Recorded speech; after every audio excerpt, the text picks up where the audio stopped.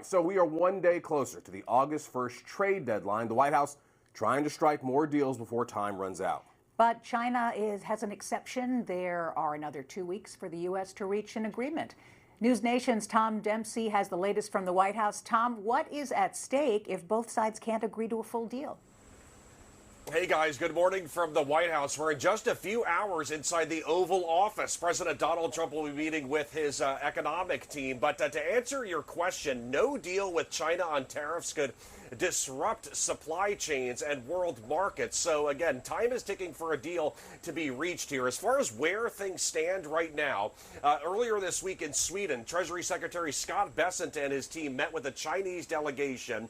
U.S. Trade Representative Jameson Greer, he was also there, and he described the talks as constructive, but no meaningful updates really came out of these talks. So today at the White House inside the Oval Office, they're going to be giving those updates to the president. One option being discussed right now would extend this tariff truce between the two sides by another 90 days, but President Trump still needs to be the one to sign off on that, so it still remains unknown sort of what could lie ahead with all this. Another interesting aspect too is that during those talks in Sweden, Secretary Bessent saying he brought up China buying Russian oil and how China could face 100% tariffs if it continues to buy Russian oil. That's been a big part of this push for a ceasefire with this war between Russia and Ukraine. The United States threatening 100% tariffs against any trading partners for Russia, and China would obviously be very much impacted by all this. So again, this is expected to be a very big focus of this meeting today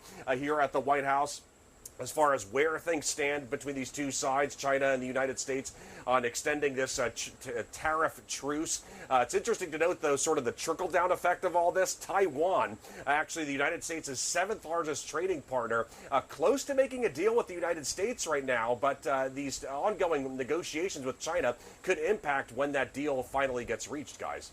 So China gets another 2 weeks to make a deal. You just mentioned Taiwan there, but we're still 2 more days away from that deadline for the rest of the world. Which other countries that U.S. trades with still need to make a deal before Friday? Yeah, that's a very important question because literally time is ticking before this Friday deadline. Mexico and Canada, probably the two biggest ones outside China as far as deals that still need to be made. Let's start with Mexico. Obviously, one of America's biggest trading partners, the largest, I believe, import destination here in the United States. But here's the thing. President Trump has threatened a 30% tariff against Mexico. And part of the reason behind that tariff, at least according to the president, is to stop the flow of fentanyl going across the border. Mexico's President Claudia Sheinbaum has talked about these ongoing negotiations, but again, no deal in place with just 2 days to go before that tariff deadline goes into effect.